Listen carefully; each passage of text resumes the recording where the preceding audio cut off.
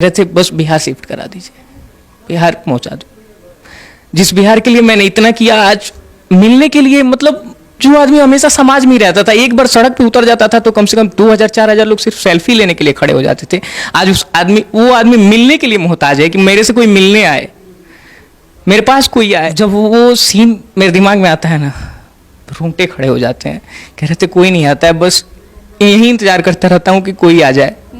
जाना मत, घर मत जाना, अभी अगले हफ्ते मिल के जाना भाई। मैं इतना बड़ा हो गया ना, मैंने मनीष भैया को रोते हुए देखा ही नहीं है।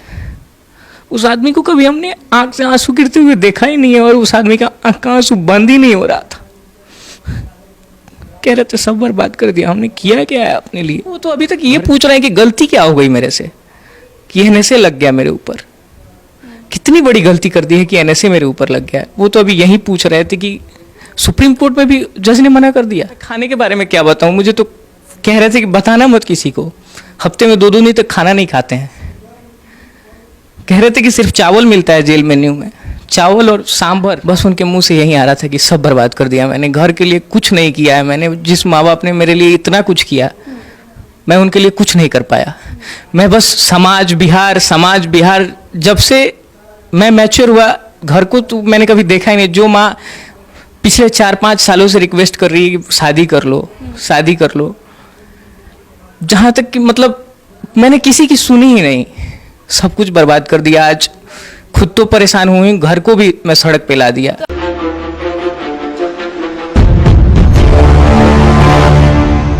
इस वक्त हमारे साथ मनीष कश्यप के कजिन भाई मौजूद हैं, जो कि मदुरई गए थे उनसे मुलाकात करने। तो आज मनीष कश्यप किस हाल में हैं उस पर चर्चा करेंगे।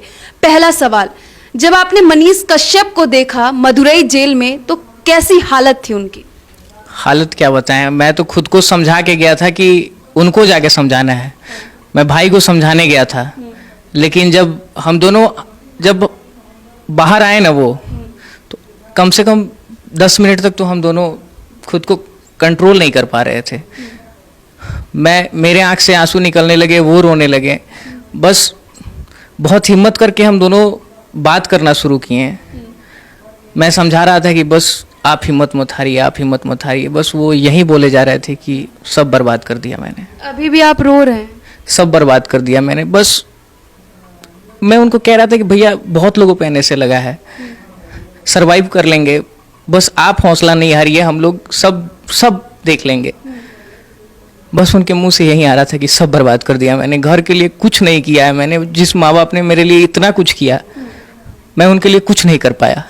मैं बस समाज बिहार जब से मैं मैच्योर हुआ, घर को तो मैंने कभी देखा ही नहीं। जो माँ पिछले 4-5 सालों से रिक्वेस्ट कर रही है कि शादी कर लो, जहाँ तक कि मतलब मैंने किसी की सुनी ही नहीं, सब कुछ बर्बाद कर दिया। आज खुद तो परेशान हुई, घर को भी मैं सड़क पे ला दिया। पहली बार की मुलाकात में तो कुछ बात ही नहीं हो पाई हमारी।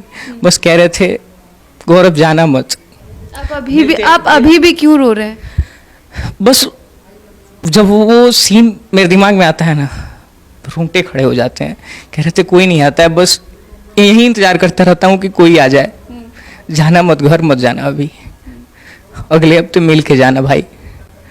जो आदमी मतलब घर परिवार के बारे में सोचा ही नहीं है कभी, न कभी माँ के बारे में सोचा है, न बाप के बारे में, न अपने परिवार के बारे में सोचा है। आज उस आदमी की स्थिति क्या है, मैं खाने के बारे में क्या बताऊं। मुझे तो कह रहे थे कि बताना मत किसी को। हफ्ते में 2 दिन तक खाना नहीं खाते हैं।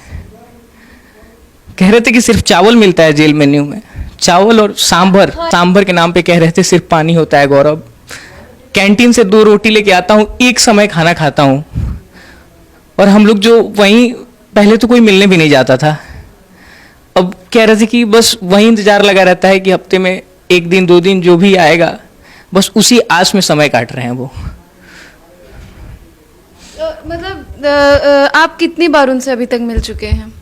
मैं ट्यूसडे को मिला, फिर वेडनेसडे को गया। वेडनेसडे को नहीं भेंट कर पाया मैं, तो ट्यूसडे और थर्सडे मिल पाते हैं लोग। तो ट्यूसडे गया था और फिर थर्सडे गया था। थर्सडे तो खुद को बहुत मजबूत करके गया था, बहुत समझाया भाई को कि सब सही हो जाएगा, ऐसा कोई कुछ नहीं है कि सब कुछ बर्बाद नहीं हुआ है, सब सही हो जाएगा। वो इतने परेशान क्यों है, क्या बोल रहे थे बार बार? बस यही कह रहे थे मैंने गलती क्या कर दिया है। मैं उनको समझा रहा था कि बहुतों पे एनएसए लगा है। मैं यही चीज वो मुझसे कह रहे थे एनएसए लगा है, कौन अपने राज्य से 3000 किलोमीटर दूर रह रहा है, कौन काला पानी का सजा काटा है। मुझे न किसी से बात, न किसी की लैंग्वेज समझ में आती है, न खाना समझ में आता है।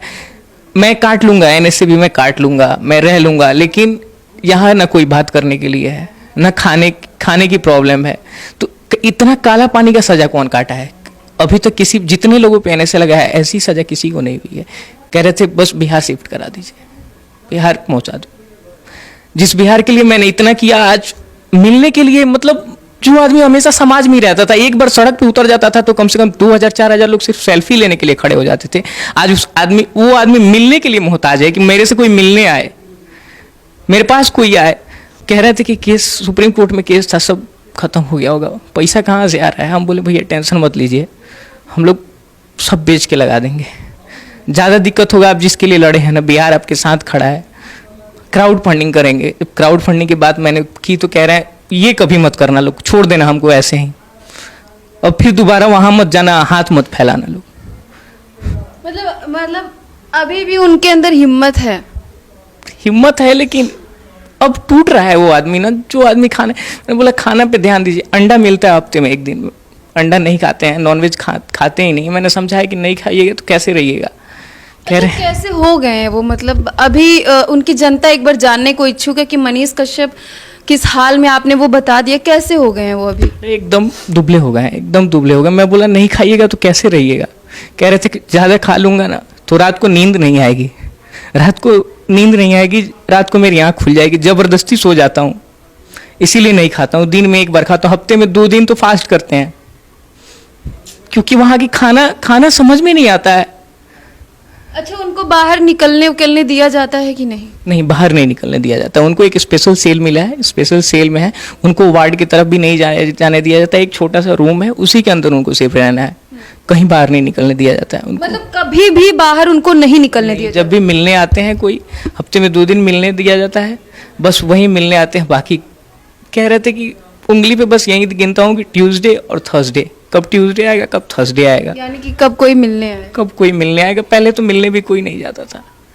जो आदमी हमेशा समाज में रहा है, आज उससे वो मिलने के लिए लोगों से तड़प रहा है, आज उसके साथ कोई खड़ा नहीं है। मैंने समझाया कि भैया पूरा बिहार खड़ा है आपके लिए, पूरा बिहार खड़ा है। लेकिन अच्छा, मतलब वो हमेशा बिहार वालों के लिए इतना किए हैं, लड़ते रहे हैं, तो आज भी कोई मिलने भी नहीं जा रहा है, तो इस चीज़ को आप कैसे देखते हैं एक भाई होने के नाते? बहुत बुरा लगता है। परिवार के बारे में कभी सोचा ही नहीं है, वो तो बस यही कहते रह गए कि परिवार के बारे में सोचा ही नहीं कभी मैंने। माँ कैसी है, माँ दिन भर रोती रहती होंगी, कुछ नहीं किया उन लोगों के लिए, न शादी किया, न कभी मेरी कमाई से उनको कुछ हुआ, कुछ नहीं किया, ना माँ के लिए किया, ना भाई के लिए किया, ना किसी परिवार के लिए कभी कुछ किया ही नहीं। परिवार के बारे में हफ्ते में बात भी नहीं करते थे। मम्मी 2-2 हफ्ते तक कॉल करते रह जाती थी, बात तक नहीं करते थे। और आज परिवार के अलावा कोई नहीं है खड़ा, कोई एक सिंगल पीस आदमी नहीं है जिस पे आदमी आंख बंद करके भरोसा कर सके, हाँ ये आदमी कर रहा है।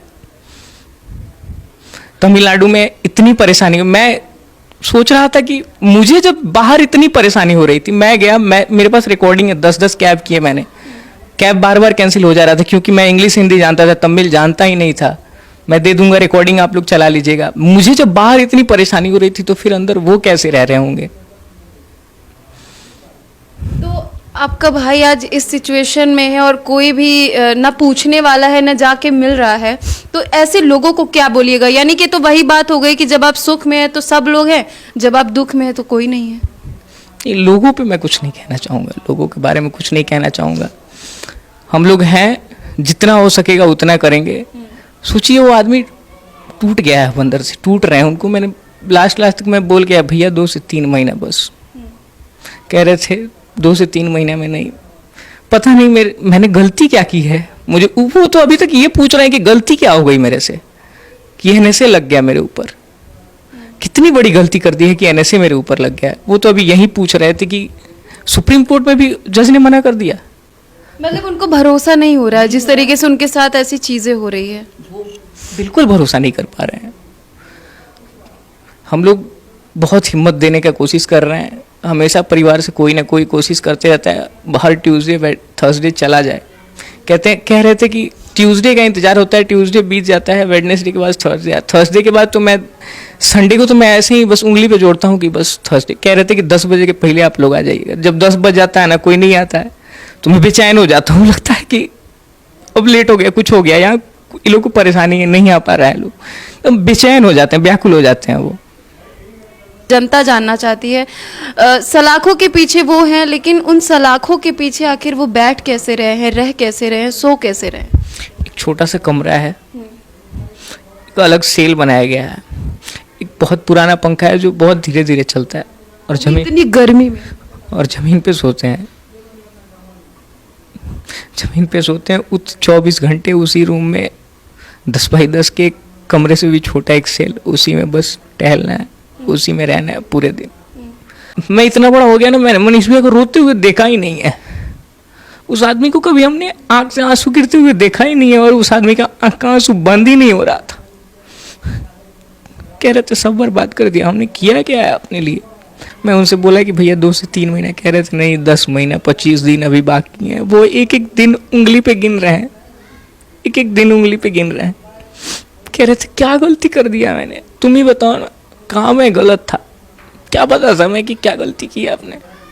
यही कि समाज के लिए लड़ा है, यही कि आप बिहार के लिए हमेशा आगे रहते थे, घर परिवार के बारे में सोचा नहीं है। वो तो इवन ये भी कहते थे कि मेरी एक माँ नहीं है, जितने भी बिहार की माँ है या फिर जितने भी हर जगह की माँ है वो सबके बेटे हैं। और क्या स्थिति बताऊँ, माँ खाना नहीं खा रही है, भाई खाना नहीं खा रहा है, 2-2 दिन 3-3 दिन वो लोग भी खाए रह जा रहे हैं। घर तो एकदम बर्बाद हो गया है, एकदम सब चीज सड़क अंदर घुट रहे होंगे, वहां पे घुट रहे हैं। वहाँ कोई बात करने के लिए नहीं है, कोई समझने के लिए ही नहीं है, एक शब्द भी कोई बात करने के लिए नहीं है, वहाँ घुट ही रहा है ना। कह रहे थे काला पानी का सजा है मेरे लिए। आप देख सकते हैं कि मनीष कश्यप के भाई गौरव वहां पे मिलने गए थे और किस तरीके से उस हालत को बयां कर रहे हैं, और शायद बयां करना भी बेहद ही मुश्किल हो रहा है। हम सुन भी नहीं पा रहे हैं, आंखों से आंसू आ जा रहे हैं, क्योंकि जो इंसान हमारे सामने हंसते खेलते थे और हमेशा चारों तरफ लोगों के बारे में सोचते थे कि आज इनके लिए कुछ कर देंगे, कल उनके लिए कर देंगे, आज उनके लिए कोई करने वाला सामने नहीं आ रहा है। तो आप लोग क्या कुछ कहेंगे कमेंट सेक्शन में जाकर के जरूर बताइएगा। आगे आपको ऐसी ही जानकारी देते रहेंगे। जय हिंद।